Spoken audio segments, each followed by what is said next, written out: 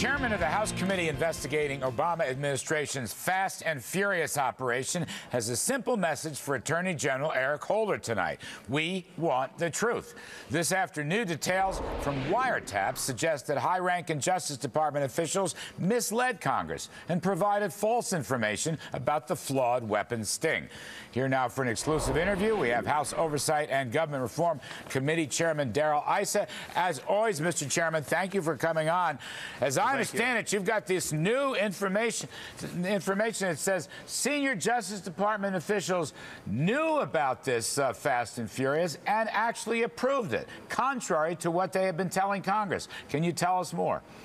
Well, absolutely. The whistleblowers very kindly have given us additional documents, exactly the kinds of documents we're not getting from the Attorney General and from Justice, that show specific signatures and emails back and forth to some of the highest-ranking people in justice, including those that work directly with the Attorney General, like Lanny Breuer, like Grindler, like Weinstein. These are people, these aren't household names, but these are the people that either are going to be held accountable or we have to hold Eric Holder accountable for basically a continued cover-up of those people who are today responsible for Brian Terry's murder 18 months ago. And, Mr. Chairman, 6 wiretaps, as I understand it, and 7 wire intercepts provided a lot of information to you and your committee? They did, and in fact, this is one of the areas that's very sensitive. We don't want to release the specifics of these wiretaps. These are really part of an ongoing investigation. They could be used in prosecutions. But what we do know is the people who signed them knew what was on them. And knowing now what I know, what the head of ATF, former head of ATF, Melson, said, you read these things, it makes you sick to your stomach to realize that people who should have said, stop this gun walking, in fact, we're signing wiretap requests, warrants, if you will, that were very knowledgeably knowing that you had these people doing it. They knew that weapons were going straight to Mexico. They knew it for a fact, and they knew who was moving them. The other side of this, though, as I understand it, you correct me if I'm wrong, I'm really reading from your statements today. Mr. Holder, Attorney General Holder, has said on a number of occasions that, quote-unquote, senior Justice Department officials were not aware of the Fast and Furious operation. Now, this new information strongly, overwhelmingly suggests senior Justice Department officials, maybe even Mr. Holder, were in fact aware. So complete, I don't know, falsehood, cognitive dissonance, I don't know what to call it. Well, this is one of the real problems, and Eric Holder and I are going to have another round with Judiciary where he's coming before that committee. He'd like to talk, I guess, about law enforcement in general, but he's got to answer the question of why is it they keep implying that they have to wait for their newest IG to finish an investigation rather than act on people who clearly knew that gun walking was going on, they knew where these weapons were going, and yet they allowed them to continue. This is the question for Eric Holder. Now, I take the Attorney General at his word when he said he didn't know.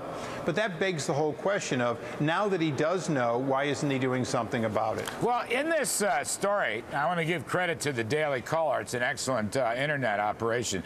It says Attorney General Lanny Breuer, if I'm pronouncing that right, or Breuer. Yes, anyway, Lanny Breuer. All right, so she authorized the wiretap applications on behalf of the Attorney General. What does that mean? That sounds like it went right up the flagpole. Well, you're exactly right. Lanny Breuer, who's a man, in fact, is the head of, if you will, the criminal division, probably considered to be number 3 there, and ultimately is responsible for all of these criminal investigations, including the wiretaps, and the people that worked for him, obviously, all the way up the chain. And this is one of the big questions we have, not just on behalf of Brian Terry's family, but also on behalf of the American people.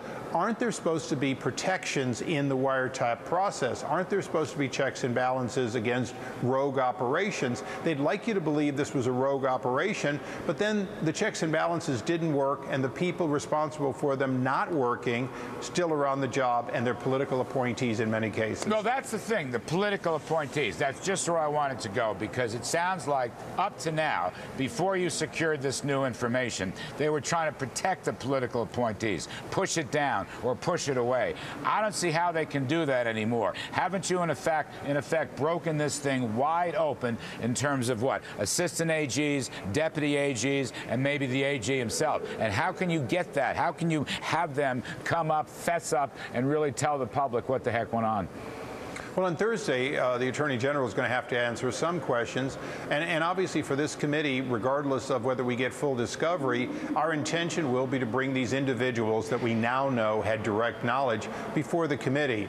And that ultimately, and that includes Cunningham, a gentleman who's retired, who was at essentially right in the middle of this in Arizona.